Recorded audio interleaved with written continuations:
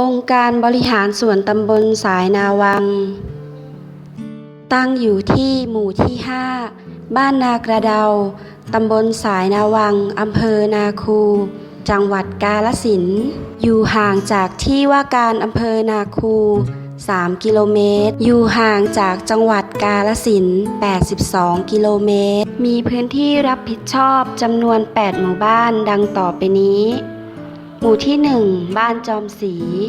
หมู่ที่ 2 บ้านหนองขำป้อมหมู่ที่ 3 บ้านนากุดสิมหมู่ที่ 4 บ้านกุดตาใกล้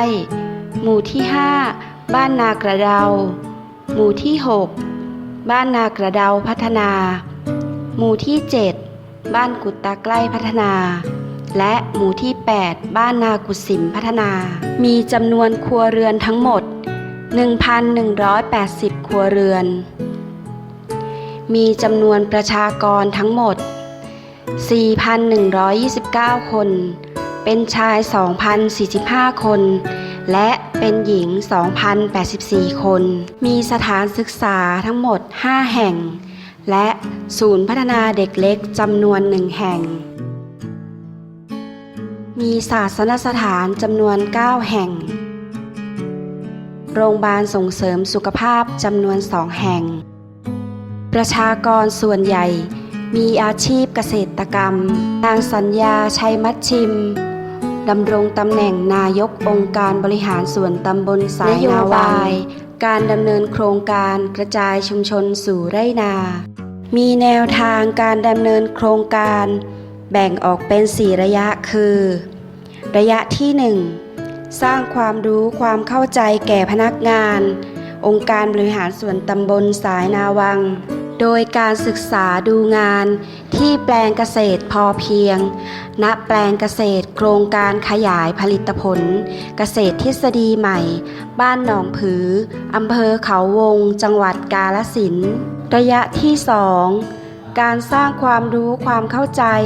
ให้แก่ผู้นำชุมชนและสมาชิกองค์การบริหารส่วนตำบลสายนาวังโดยการศึกษาดูงานณแปลงเกษตรโครงการขยายผลิตผลเกษตรทฤษฎีใหม่บ้านหนองผืออำเภอเขาวงจังหวัดกาฬสินธุ์เพื่อสร้างความเข้าใจและแสวงหาความร่วมมือจากผู้นำในแนวทางการปฏิบัติตามนโยบายกระจายชุมชนสู่ไร่นาของผู้บริหารท้องถิ่นระยะที่ 3 คัดเลือกตัวแทนครอบครัวนำร่องและสร้างความรู้แก่ตัวแทนในระยะที่ 3 นี้เจ้าหน้าที่องค์การบริหารส่วนตำบลสายนาวังและผู้นำชุมชนในพื้นที่จะมีการออกสำรวจพื้นที่นาที่สมัครเข้าร่วมโครงการอบรมให้ความรู้แก่สมาชิกที่เข้าร่วมโครงการไม่ว่าจะเป็นการทำเชื้อราไตรโคเดอร์มา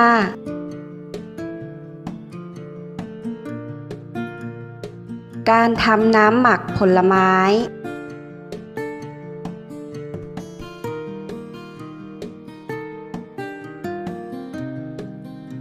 ระยะที่ 4 สนับสนุนงบประมาณปัจจัยการผลิตได้แก่พันธุ์พืชพันธุ์สัตว์บ่อดินถนนไฟฟ้าโครงการขยายเขตไฟฟ้าสู่ไร่นาเป็นอีกโครงการที่ช่วยให้ประชาชนในเขตพื้นที่องค์การบริหารส่วนตำบลสายนาวังสามารถขยายที่อยู่อาศัยสู่ไร่นาและลดความหนาแน่นของประชากรในแต่ละหมู่บ้านแปลงนาที่ไฟฟ้าไปไม่ถึงต้องดึงไฟฟ้าไปใช้เพื่อการเกษตรเอง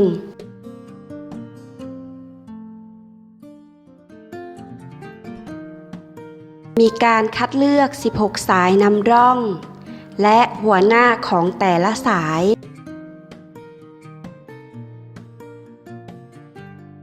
ตลอดระยะเวลาในการดำเนินโครงการเจ้าหน้าที่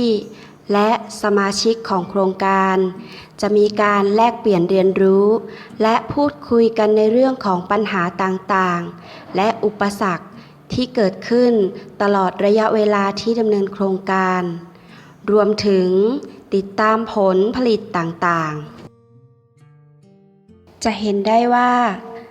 จากการดำเนินโครงการกระจายชุมชนสู่ไร่นานั้นจะทำให้คนในชุมชนมีแนวคิด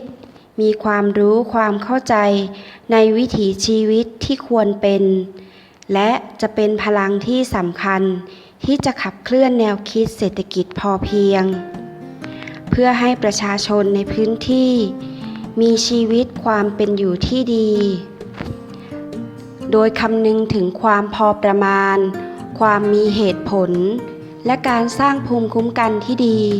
เพื่อพร้อมรับต่อความเสี่ยงบนพื้นฐานของความรอบรู้ความรอบคอบระมัดระวังและคุณธรรมการใช้ความรู้อย่างถูกหลักวิชาการด้วยความรอบคอบควบคู่ไปกับการกระทำที่ไม่เบียดเบียนกันการแบ่งปันช่วยเหลือซึ่งกันและกันความร่วมมือปรองดองกันในสังคมและการพร้อมรับต่อการเปลี่ยนแปลงต่างๆภายใต้กระแสโลกาภิวัตน์รวมถึงการกระจายตัวสู่ไร่นาเป็นการกระจายตัวออกไปอยู่ตามไร่นาเพื่อให้มีพื้นที่ที่สามารถปลูกพืชได้หลายประเภท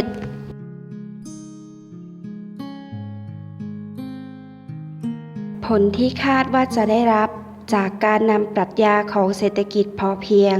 มาประยุกต์ใช้คือการพัฒนาที่สมดุลและยั่งยืนพร้อมรับต่อการเปลี่ยนแปลงในทุกด้านทั้งด้านเศรษฐกิจสังคมสิ่งแวดล้อมความรู้และเทคโนโลยี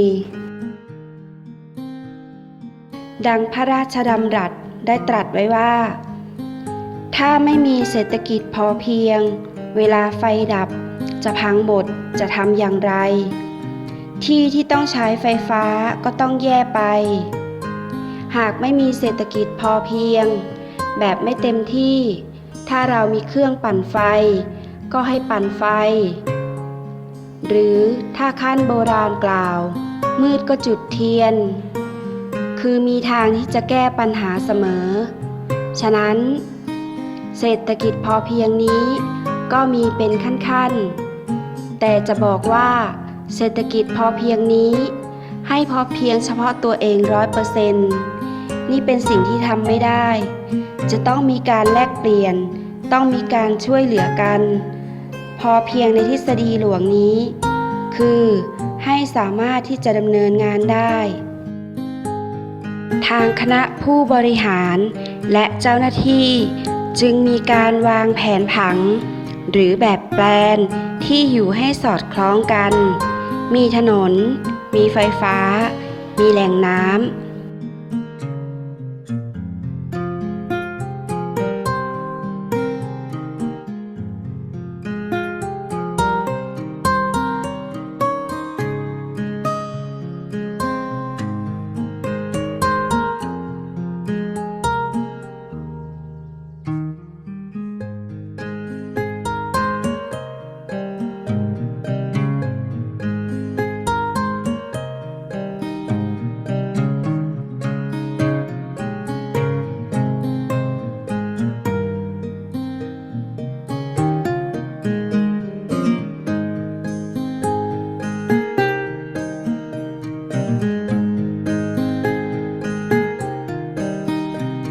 นอกจากการขับเคลื่อนในโครงการกระจายชุมชนสู่ไร่นาทางคณะผู้บริหารยังมีโครงการมอบทุนการศึกษาให้แก่ศิษย์เก่าศูนย์พัฒนาเด็กเล็กองค์การบริหารส่วนตำบลสายนาวังโดยการจัดงานขึ้นเพื่อระดมทุนการศึกษาให้แก่เด็กนักเรียนที่ศึกษาในศูนย์พัฒนาเด็กเล็กเชื่อมโยงไปถึงเด็กนักเรียนที่เรียนจบจากศูนย์พัฒนาเด็กเล็กแล้วมีการมอบทุนให้ทุกปีนโยบายด้านสินค้าโอท็อปหินแกะสลักตำบลสายนาวัง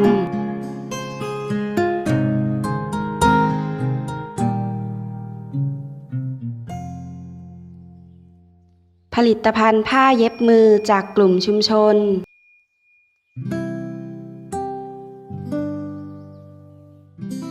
ผลิตภัณฑ์ผ้าฝ้ายย้อมคลาม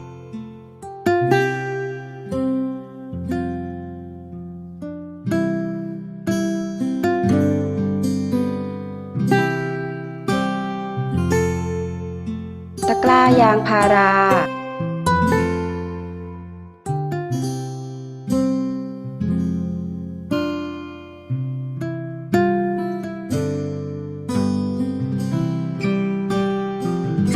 พรมเช็ดเท้า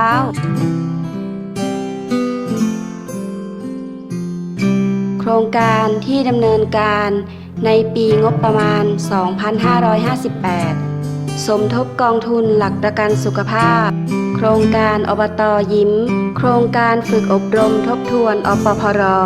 โครงการอบต.พบประชาชนโครงการจัดเวทีประชาคมเพื่อจัดทำแผนโครงการกาฬสินธุ์คนดีสุขภาพดีรายได้ดีโครงการกระจายชุมชนสู่ไร่นาโครงการจัดทำแผนที่ภาษีโครงการแข่งขันกีฬาโครงการประเพณีรดน้ำดำหัวผู้สูงอายุโครงการสงเคราะห์ผู้ด้อยโอกาส